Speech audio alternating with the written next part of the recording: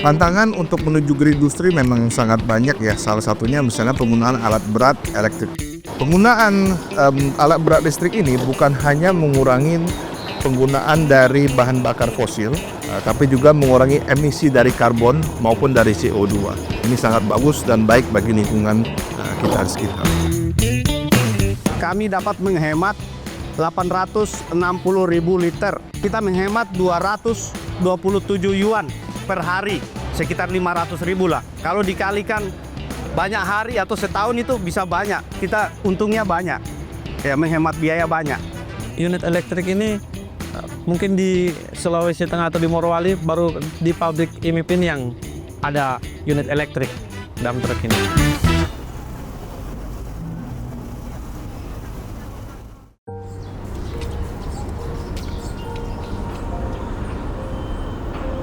Green industry atau industri hijau, di mana merupakan industri yang di mana proses produksi di dalamnya mengefisiensikan efektivitas dari sumber daya yang digunakan.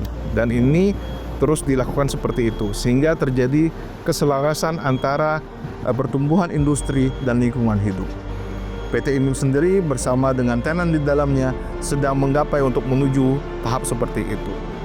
Ada beberapa contoh yang sudah dilakukan oleh tenan-tenan di dalam kawasan industri kita.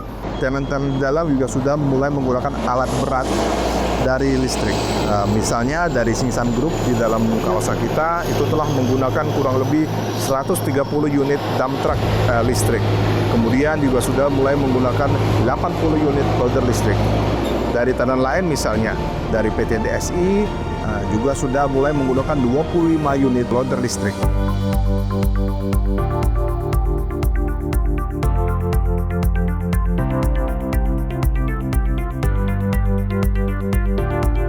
Pertimbangan PT DSI, khususnya Departemen Planning Produksi, menggunakan loader listrik untuk menghemat penggunaan bahan bakar solar. Kalau kita menggunakan loader yang manual, yang masih bahan bakar solar, dengan yang ini, kalau kita memakai yang bahan bakar loader listrik, kita bisa menghemat 20% dari yang menggunakan bahan bakar solar.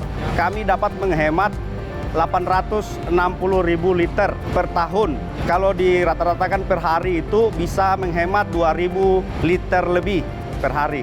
Untuk sekarang ini sekitar biaya itu kalau di total kita menghemat 227 yuan per hari, sekitar 500.000 lah. Kalau dikalikan banyak hari atau setahun itu bisa banyak. Kita untungnya banyak, ya menghemat biaya banyak. Penggunaan alat berat listrik ini bukan hanya mengurangi penggunaan dari bahan bakar fosil, tapi juga mengurangi emisi dari karbon maupun dari CO2. Ini sangat bagus dan baik bagi lingkungan kita di sekitar. Penggunaan loader listrik ini ya banyaklah manfaatnya ya. Yaitu pertama tadi untuk mengurangi karbon dioksida ya, dan penggunaan bahan bakar. Untuk 10 loader ini kita bisa mengurangi karbon dioksida sebanyak 615 ton. Jadi dari lingkungannya kita ya, itu agak untuk kualitas udaranya lebih bagus lah. Dari segi kenyamanan lebih nyaman loader listrik ini ya, karena pertama kabinnya agak lebih luas sedikit, kestabilan untuk akselerasinya itu lebih bagus loader listrik. Untuk produktivitas, kalau kita memakai loader listrik itu untuk mengangkat material itu dia paketnya ini lebih besar daripada yang menggunakan loader solar. Pertamanya mereka di training dulu, belum langsung dilepas karena ada komponen-komponen yang berbeda dengan loader yang memakai bahan bakar solar. Contohnya handle-nya. Kalau memakai loader yang berbahan bakar solar, dia itu memakai 2 handle. Kalau yang listrik ini cuma memakai 1 handle dia. Lebih simple. Untuk penggunaannya ini lebih nyaman, tentunya lebih nyaman karena dalamnya itu lebih simple seperti handle dan juga tombol-tombolnya itu lebih banyak. Dan juga kelebihan loader ini seperti memiliki kamera belakang dan juga pengereman yang mantap. Loader ini sangat kuat soal performa dan juga memiliki kontrol weight dan bucket yang seimbang sehingga mengurangi risiko terbanting ke depan dan juga ketika mengambil material itu pantatnya tidak terangkat jadi.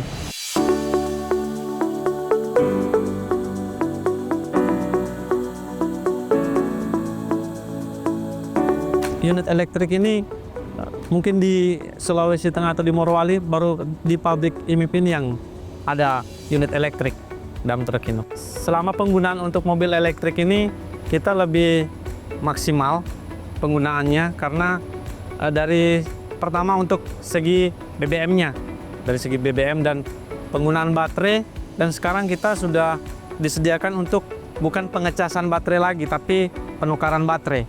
Untuk pengecasannya itu waktu pengecasan membutuhkan waktu sekitar 1 jam lebih, membutuhkan waktu yang lebih lama untuk melakukan pengecasan yang manual. Jadi sekarang untuk waktu pergantian baterai tidak membutuhkan waktu yang lama, sekitar mungkin paling lama 5 menit untuk pergantian baterai. Sedangkan baterai itu ketika sudah dipasang baterai, kapasitas baterai itu sekitar 94%. Ketika diganti dari minimal 20% sudah boleh lakukan pergantian untuk baterainya. Setelah baterai diganti itu levelnya sekitar 94%. Karena kalau sampai 100% ada sistem yang tidak normal. Awal penggunaan unit elektrik ini kami lakukan training khusus kepada driver-driver yang akan mengoperasikan unit ini. Dari teman-teman safety melakukan training, terus ada juga dari bagian unit elektrik ini. Ada orang Cina yang melakukan training dari sistem pengoperasian, pengendalian ketika unit tersebut error, itu dilakukan training. Setelah melakukan training kelas, mengenali komponen unit, itu dilakukan lagi pengetesan di lapangan kepada driver, apakah driver tersebut sudah layak mau mengoperasikan unit elektrik ini atau tidak. Biaya operasionalnya lebih irit yang ini, dari jangka jaraknya sama, tapi operasional untuk biaya untuk elektrik ini lebih minim, lebih irit dia karena biaya solarnya itu lagi, karena dia menggunakan elektrik yang ini. Kalau untuk kami di lapangan bisa jadi sekitar 50-50, bisa menghemat separuhnya, 50%. Ramah lingkungannya lebih baik ini, karena kenapa? Kalau mungkin yang penggunaan solar itu dia polusi udaranya lebih, kadang kalau unit yang sudah mulai rusak, yang mulai tua itu asapnya sudah tebal, bisa merusak lingkungan. Tantangan untuk menuju green industry memang sangat banyak ya. Salah satunya misalnya penggunaan alat berat elektrik tadi ya. Kita perlu menyiapkan lahan untuk tempat-tempat pengisian baterai seperti di belakang saya ini. Kita harus menyiapkan lahan-lahan lagi dan memikirkan spot-spot yang strategis untuk pengisian baterai. Karena lahan kita sudah terlalu besar di sini ya. Sehingga spot-spot itu perlu dipersiapkan terlebih dahulu. Kita tidak perlu merasa berkecil hati atau kalah dari negara lain. Selama kita mau dan mengundang investor-investor baik dalam negeri maupun luar negeri untuk mengolah hal tersebut, pasti akan memberikan dampak yang sangat positif bagi masyarakat Indonesia. Untuk itu, marilah kita bersama membangun Indonesia dengan terus mendukung hilirisasi industri nikel di Indonesia.